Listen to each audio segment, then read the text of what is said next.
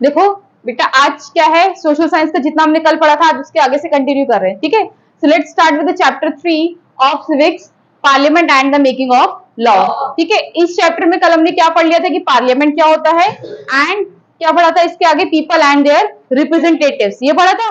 तो people and there representatives के जो कुछ पॉइंट्स रह गए थे, देखो क्या है मेरे पास, कि during elections people select their representatives, during election people select their representatives and grant approval to representatives subsequently forms the government। क्या बोले बच्चे कि इलेक्शंस के टाइम पे हम लोग क्या करते हैं, अपने रिप्रेजेंटेटिव्स को सिलेक्ट करते, उनको इलेक्ट करते और फिर उनको बाद में क्या अप्रूवल दे देते कि वो लोग अपनी गवर्नमेंट को फॉर्म कर सकते हैं, यानी कि without election, without the permission of public. ठीक है, एक जो रिप्रेजेंटेटिव वो अपने गवर्नमेंट को फॉर्म नहीं कर सकता।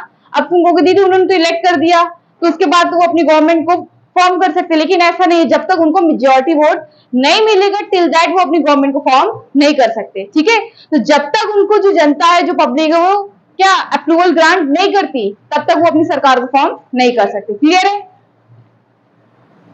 The parliament comprising all representatives exercise authority over and provides direction to the government। क्या बोला है? The parliament comprising all representative, क्या है, पार्लियामेंट के अंदर हमारे सारे रिप्रेजेंटेटिव्स आते हैं जो इलेक्ट होते हैं।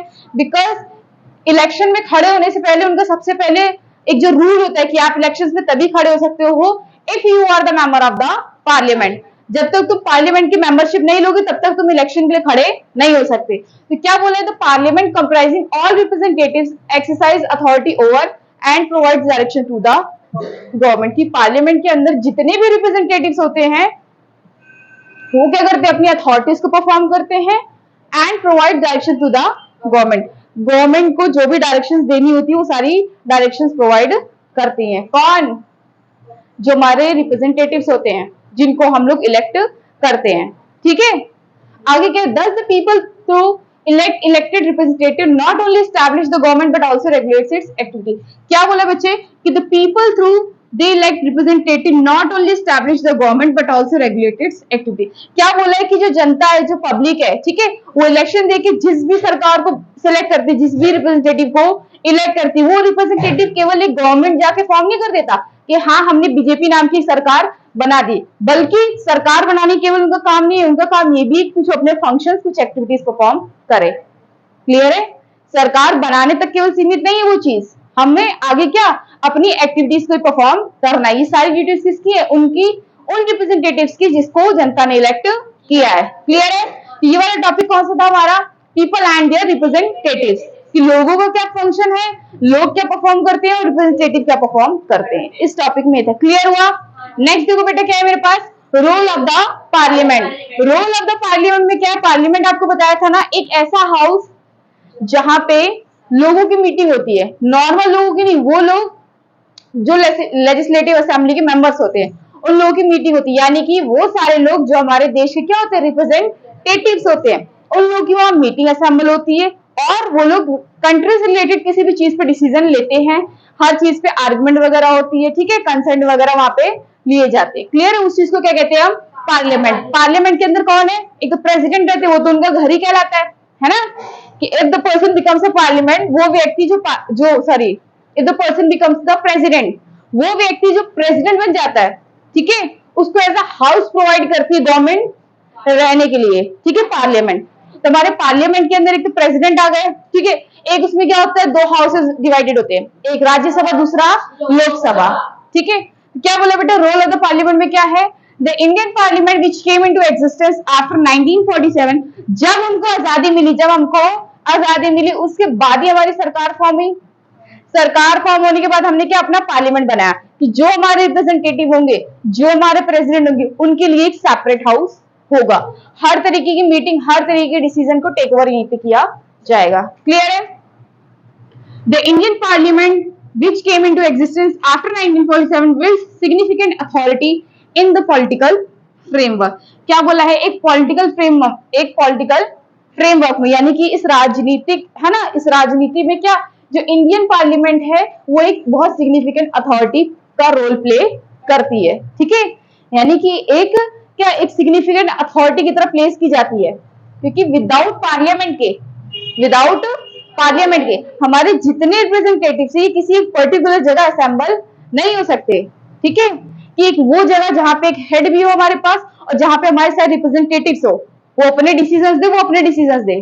ठीक है, सारे डिसीजन एक्यूमुलेट होके एक लास्ट डिसीजन में पहुंचना होता है। तो उन सब चीजों के लिए हमने एक सेपरेट हाउस बनाया है, पार्लियामेंट हाउस।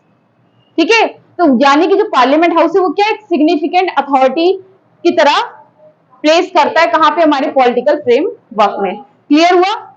ठीक है, नेक्स्ट क्या बच्चे, parliament serves as a genuine place to trust that the Indian public place in democratic principle. क्या बोला है कि देखो सिंपल क्या बोला है यहाँ पे कि हमने पार्लियामेंट को किस तरह से एज्यूम करा है कि हम जिस भी रिप्रेजेंटेटिव को इलेक्ट करेंगे वो जाके कहां पे रहेगा, पार्लियामेंट में। यानी कि हमने जितने भी रिप्रेजेंटेटिव्स को इलेक्ट किया है वो जो भी डिसीजंस लेंगे वो कहां पे होंगे, हमारे पार्लियामेंट में। तो क्या बोला है, parliament serves as a genuine place to the trust that the Indian public places in democratic principal.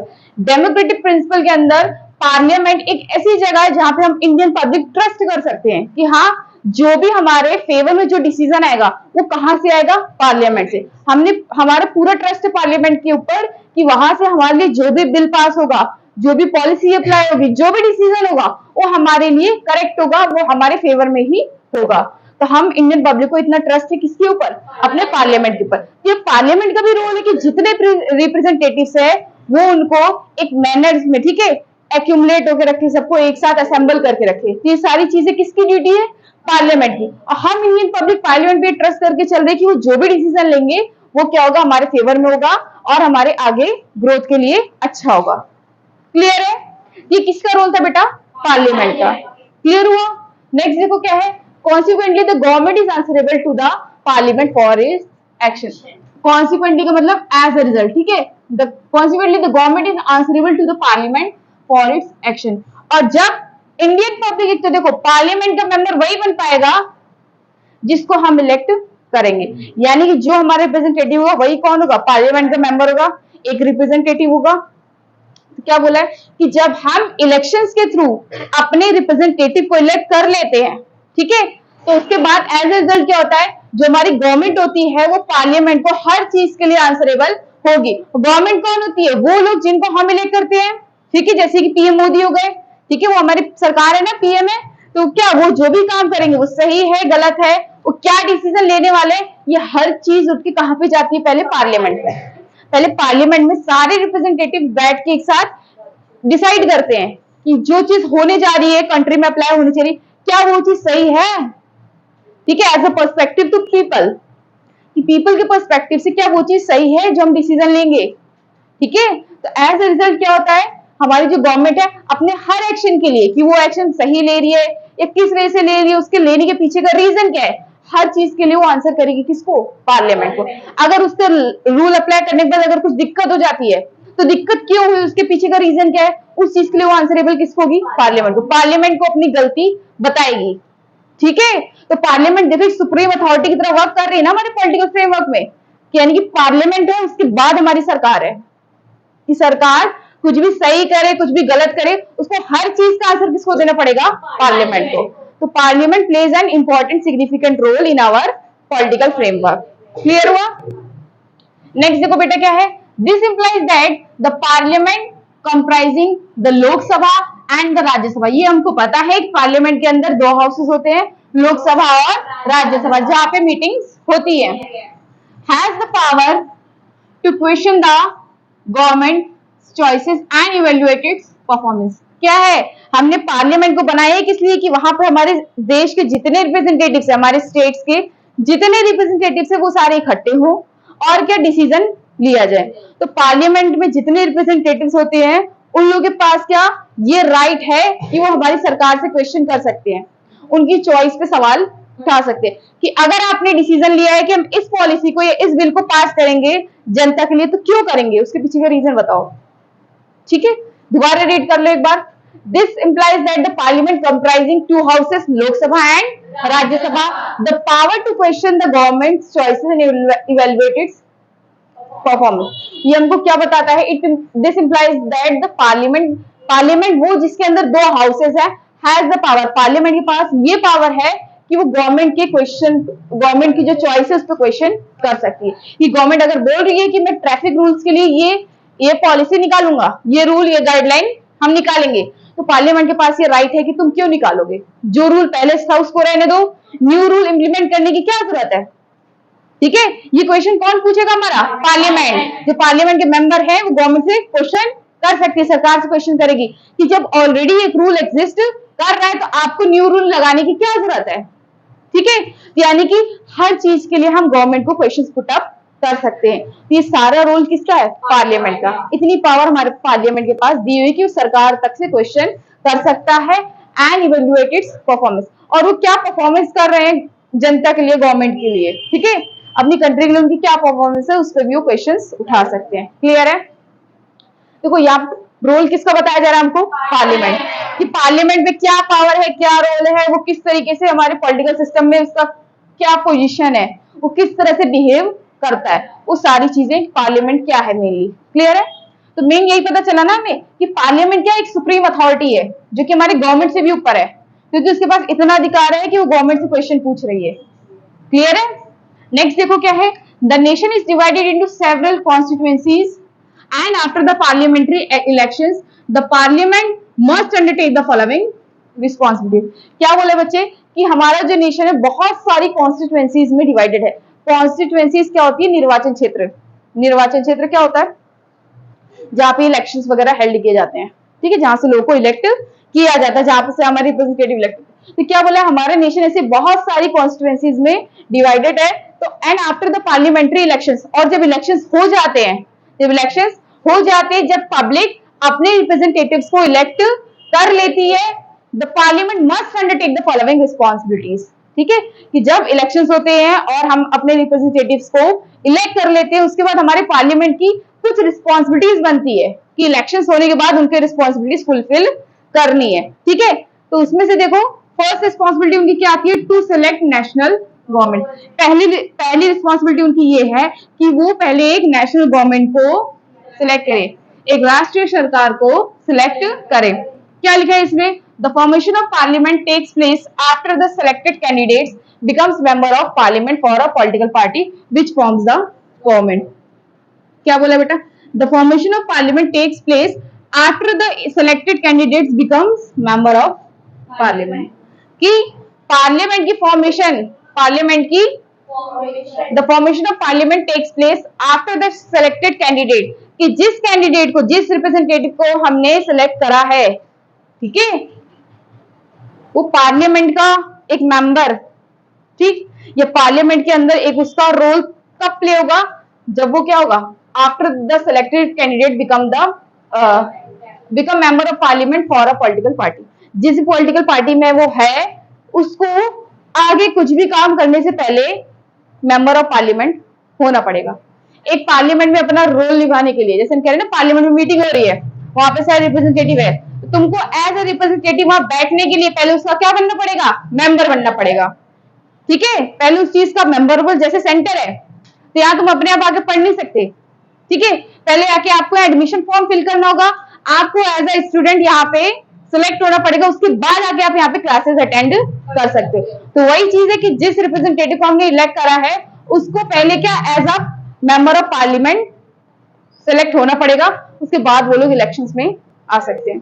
So the formation of parliament takes place after the selected candidates become member of parliament for a political party which forms the government। ठीक है, कि वो जब member of parliament बन जाते हैं उसके बाद वो क्या कर सकते हैं, अपनी सरकार को बना सकते हैं, जब हमको इलेक्ट कर देंगे। ठीक है, नेक्स्ट देखो क्या है, since the Lok Sabha has 543 elected members, how many members, 543 elected members, a party need to have at least half the number that is 272 और more to secure a majority. क्या बोला है, इलेक्शंस में जैसे ये सारी चीजें किसकी है, रिस्पॉन्सिबिलिटी पार्लियामेंट की, कि पार्लियामेंट ये चीज बोलेगा कि अगर आपको जैसे जनता इलेक्ट कर रही है तो हमारे लोकसभा में कितने मेंबर्स है, 543 हमारे पास लोकसभा में इलेक्टेड मेंबर्स है, तो एटलीस्ट आपको इनकी नंबरिंग का हाफ, कितने हैं 543, तो इसका हाफ कितना होगा 272, तो एटलीस्ट आपको 272 वोट के साथ मेजोरिटी में रहना पड़ेगा, तभी आप हमारे क्या पार्लियामेंट के मेंबर बनोगे और फिर अपनी सरकार फॉर्म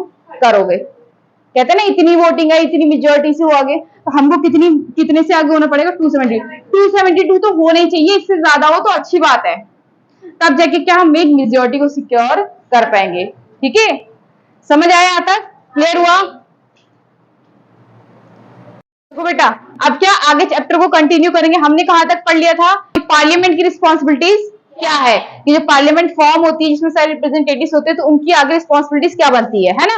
तो जिसमें से हमने पहले किसके बारे में पढ़ा था, टू सेलेक्ट नेशनल गवर्नमेंट, कि नेशनल गवर्नमेंट को हम कैसे सेलेक्ट करेंगे। तो नेशनल गवर्नमेंट को सेलेक्ट होने का मतलब क्या है, कि यानी कि जिस भी रिप्रेजेंटेटिव को हम इलेक्ट करेंगे उसको उस चीज के लिए सबसे पहले पार्लियामेंट का मेंबर होना पड़ेगा। ठीक है, पार्लियामेंट के मेंबर होने के साथ साथ उसको इलेक्शन में एटलीस्ट 272 वोट से ज्यादा की मेजोरिटी गेन करनी होगी, तभी वो इलेक्शंस में जीत सकता है।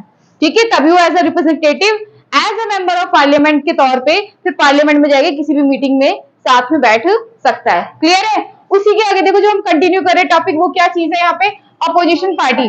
अपोजिशन पार्टी क्या होती है बेटा, एक ऐसी पार्टी जो हमारे अगेंस्ट में खड़ी रहती है। ठीक है, अगर कोई एक पार्टी लड़ रही है तो जो दूसरी पार्टी एक और उसके सामने से लड़ रही है, वो कौन सी पार्टी कहलाती है, अपोजिशन पार्टी। डेफिनेशन देखो एक बार क्या लिखी है, the political parties that oppose majority party, कह रहा है वो पॉलिटिकल पार्टी जो अपोज करती है किसको, मेजॉरिटी पार्टी को। मेजॉरिटी पार्टी यानी कि वो जिसके हाईएस्ट वोटिंग रहती है, उस पार्टी के अगेंस्ट में जो सामने एक और पार्टी खड़ी रहती है उसको हम क्या बोलते हैं, opposition party. The political party that oppose the majority party coalition in parliament form the opposition. Coalition का मतलब वो लोग, एक तो सिंगल पार्टी जो हमारे सामने खड़ी हो, ठीक है, वो होगी हमारी अपोजिशन पार्टी, या फिर जो एक कोलिशन गवर्नमेंट हमारे सामने खड़ी है। कोलिशन का मतलब जब दो पार्टीज एक साथ हो जाती हैं, जब दो पार्टीज एक साथ होकर एक सरकार फॉर्म करती है, अगर वो हमारे अगेंस्ट खड़े हो, ठीक है, तो उनको भी हम क्या कहेंगे, एक ऑपोजिशन पार्टी क्या कहेंगे। ठीक है, वो भी एक ऑपोजिशन फॉर्म करेगी। The largest of these parties is called opposition parties and holds an equivalent position to the majority party। कह रहा है जो opposition party होगी वो भी equivalent position रखेगी, वो भी उसी प्लेस पे रहेगी जिस प्लेस पे हमारे क्या है, मेजोरिटी पार्टी। जो राइट, जो अधिकार किसका, एक मेजोरिटी पार्टी का, सेम राइट किसके होंगे, हमारे ऑपोजिशन पार्टी के, सेम पोजीशन वो भी होल्ड करेगी। क्लियर है? नेक्स्ट देख लो बच्चे, क्या है, सिलेक्शन ऑफ द एग्जीक्यूटिव। कल आपको जब मैंने पढ़ाया था कि हमारी जो गवर्नमेंट बॉडीज होती है उसमें पावर तीन लोगों में डिवाइडेड होती है, लेजिस्लेटिव, एग्जीक्यूटिव एंड जुडिशरी। तो यहाँ पे मेरे पास क्या है, एग्जीक्यूटिव। एग्जीक्यूटिव कौन होते हैं, जो लॉज को इंप्लीमेंट करवाते हैं, जो हमारे लॉ को लागू करवाते हैं। ठीक है, उनको हम क्या बोलते हैं, एग्जीक्यूटिव। तो सिलेक्शन ऑफ द एग्जीक्यूटिव में क्या है, the executive is a group of individuals who collaborate to execute the laws passed by the parliament। The executive is a group of individuals who collaborate to execute the laws passed by the parliament। जो हमारी executive होती है, ये क्या काम करती है, इसमें वो ग्रुप ऑफ पीपल होते हैं या वो इंडिविजुअल्स रहते हैं जो कि इस लॉ को लागू करवाते हैं, जो कि कहां से पास हो करवाता है, हमारे पार्लियामेंट से। जब लॉ हमारे पार्लियामेंट से पास होकर आ जाता है, बिल पास हो जाता है, उसके बाद उस लॉ को लागू करवाने का काम किसका होता है, एग्जीक्यूटिव का। क्लियर है? नेक्स्ट क्या है, the prime minister of the country who is elected by the MPs of the parliament selects them. हमारे प्राइम मिनिस्टर को हम वोटिंग करते हैं, उनको इलेक्ट करते हैं। तो क्या बोला है, the prime minister of the country who is elected by the MPs of parliament selects them. क्या बोला बच्चे, कि जो हमारी कंट्री के जो पीएम होंगे, जैसे मोदी जी है, the prime minister of the country who is elected by the MPs of parliament selects them. जो हमारे किसके, पार्लियामेंट के जो एमपीज रहते हैं, यानी कि मेंबर ऑफ द पार्लियामेंट रहते हैं, ठीक है, ये लोग भी किसको इलेक्ट करते हैं, हमारे प्राइम मिनिस्टर को। जैसे प्राइम मिनिस्टर के लिए वोटिंग हम देते हैं, इलेक्शन करवाते हैं, तो इलेक्शंस में हम वोट देते हैं, उसी तरीके से पीएम को इलेक्ट करने का काम किसका होता है, मेंबर्स ऑफ पार्लियामेंट का। तो वो मेंबर्स ऑफ पार्लियामेंट जो हमारे पीएम मोदी को इलेक्ट करते हैं, ठीक है, उसके क्या, हमारे पीएम इन लोगों को इलेक्ट करते हैं, किसको, the prime minister of the country who is elected by the MPs of parliament selects them. ठीक है, कि प्राइम मिनिस्टर जिसको, जो हमारी कंट्री का जो प्राइम मिनिस्टर है उसको किसने इलेक्ट किया है, MPs of the parliament select them. उन चीजों को सेलेक्ट करता है कौन, हमारे जो एमपीज होते हैं पार्लियामेंट, यानी कि जो मेंबर ऑफ पार्लियामेंट होते हैं वो लोग सेलेक्ट करते हैं। क्लियर है? आगे क्या है, these ministers then responsible for different areas of government functioning such as health, education and finance।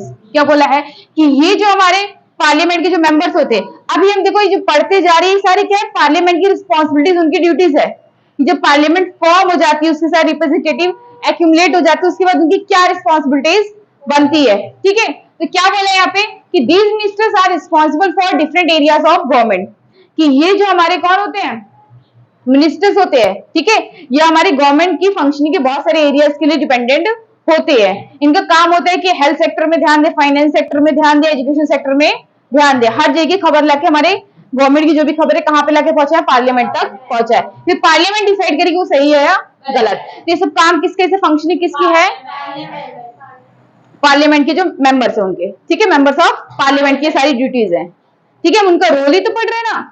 ठीक, आगे देखो क्या है, कोalition गवर्नमेंट क्या होती है, when no single party secures a majority, different political parties with similar concerns form a coalition। क्या बोला बच्चे, कोalition गवर्नमेंट का हिंदी मतलब होता है गठबंधन या गठबंधित सरकार। ठीक है, कि जब किसी एक सिंगल पार्टी ने कोई भी मेजोरिटी वोट गेन नहीं करा, यानी किसी भी एक सिंगल पार्टी को हाईएस्ट वोटिंग नहीं मिली, तो क्या करा, वो दो पार्टी जिनके क्या कम वोट थे, उन दोनों ने क्या करा, आपस में साथ में डिसाइड करा कि हम एक साथ होके एक अकेली सरकार को फॉर्म करेंगे। ठीक है, वो दोनों आपस में पहले हर एक रूल से, ठीक है, हर एक एग्रीमेंट से सहमत हो जाते, उसके बाद वो क्या करते हैं, अपनी पर्टिकुलर सरकार कुछ टाइम पीरियड तक के लिए साथ बना लेते हैं। ठीक है, तो जब कोई एक सिंगल पार्टी एक मेजोरिटी वोट गेन नहीं करती, तो दो पार्टीज आपस में एक साथ होकर एक सरकार बना लेती है, जिसको हम क्या कहते हैं, कोalition गवर्नमेंट, गठबंधन जिसको हम कहते हैं। क्लियर है, आगे आ जाओ, क्या है राज्यसभा। राज्यसभा क्या है, is one of the houses of the parliament. Parliament का एक हाउस है। तो क्या बोला बच्चे, this house represents the various states of India in parliament. Parliament के अंदर क्या होते हैं, मेंबर्स ही तो होते हैं। तो मेंबर्स कौन होते हैं, यानी कि मिनिस्टर्स, अलग अलग स्टेट के जो मिनिस्टर्स होते हैं। तो क्या बोले, Rajya Sabha represent the various states of India in parliament. कह रहे पार्लियामेंट के अंदर डिफरेंट स्टेट्स के जो रिप्रेजेंटेटिव्स होते हैं वो इंक्लूडेड होते हैं, वो रिप्रेजेंट करता है, हमारा राज्यसभा रिप्रेजेंट करता है कि हमारे पास अलग अलग स्टेट के क्या है, रिप्रेजेंटेटिव्स हैं। क्लियर हुआ। Its role is to modify the laws enacted by the Lok Sabha. कह रहा है कि इसका मेन काम क्या होता है, राज्यसभा का मेन काम क्या है कि लोकसभा जो भी लॉज बना रही है उसको और मॉडिफाई करने का काम किसका होता है, राज्यसभा का। ठीक है, the members of the Rajya Sabha are elected by the elected members of the legislative assembly of various. क्या बोला है कि जो राज्यसभा के जो मेंबर्स हैं, जो राज्यसभा के मेंबर्स हैं, are elected by the elected member of the legislative assembly. ठीक है, बोले लेजिस्लेटिव असेंबली के जो मेंबर्स रहते हैं, जो ऑलरेडी इलेक्टेड होते हैं, वही न्यू मेंबर्स को इलेक्ट करते हैं। ठीक है, मेंबर ऑफ पार्लियामेंट को राज्यसभा के जो मेंबर होंगे न्यू को, उनको जो हमारे पुराने कौन से लेजिस्लेटिव असेंबली के जो मेंबर होते हैं वो लोग इलेक्ट करते हैं। क्लियर है, कंफ्यूज मत होना, स्टेप बाय स्टेप चीजों को समझते जाओ। क्लियर है। नेक्स्ट क्या है बच्चे मेरे पास, जैसे भी हम पढ़ रहे थे कि रोल ऑफ पार्लियामेंट क्या क्या है, कि अगर पार्लियामेंट फॉर्म हो जाती है तो उसके बाद उनकी रिस्पॉन्सिबिलिटीज क्या होती है टुवर्ड्स द कंट्री। ठीक है, तो एक और रिस्पॉन्सिबिलिटी उनकी क्या है, to control, guide and inform the government, कि गवर्नमेंट को कंट्रोल करने का काम है, उनको गाइड करने का काम है, उनको इन्फॉर्म करने का काम है, और एक चीज हमने पहले पढ़ी थी, उनको क्वेश्चनिंग करने का काम है, वो क्वेश्चन कर सकती है ना सरकार को। तो ये सारी रिस्पॉन्सिबिलिटीज किसकी, हमारी पार्लियामेंट की। The parliament which while in session begins with the question hour. कह रहा है parliament while in session begins with the question, कह रहा है पार्लियामेंट में एक क्वेश्चन आर के साथ सेशन को बिगिन किया जाता है। क्वेश्चन आर मतलब 1 घंटे का पूरा क्वेश्चनिंग होता है, कि आपस में लोग एक दूसरे से क्वेश्चन पूछते हैं। ठीक है, the question hour is an important mechanism through which an MP can elicit information about the working of the government। क्या बोल रहा है, क्वेश्चन देखो पार्लियामेंट में आपके पास पूरे दिन तो रहेगा नहीं कि आप किसी से कुछ बोलते जाओ, एक कुछ फिक्स नंबर ऑफ आवर्स होते हैं जिनको हम क्या बोलते हैं, क्वेश्चन आवर्स। तो बोला ये जो क्वेश्चन आवर है ये मेंबर ऑफ पार्लियामेंट के लिए बहुत ज्यादा इंपॉर्टेंट आवर होते हैं, क्योंकि इस टाइम पे वो गवर्नमेंट से रिलेटेड किसी भी चीज की क्वेरी कर सकते हैं, गवर्नमेंट की फंक्शनिंग से, उनकी वर्किंग से रिलेटेड कोई भी क्वेश्चन कर सकते हैं। ठीक है, यानी उनको हाईलाइट कर सकते हैं। इलिसिट का मतलब होता है किस चीज को हाईलाइट करना। Can illicit information about the working of the government, कि गवर्नमेंट कोई काम सही कर रही है तो उसको भी हाईलाइट करके दिखाएंगे, और अगर गवर्नमेंट कोई काम गलत करी तो उसको भी हाईलाइट करके दिखाएंगे। उतने ही क्वेश्चन आर में। क्लियर है? नेक्स्ट क्या है?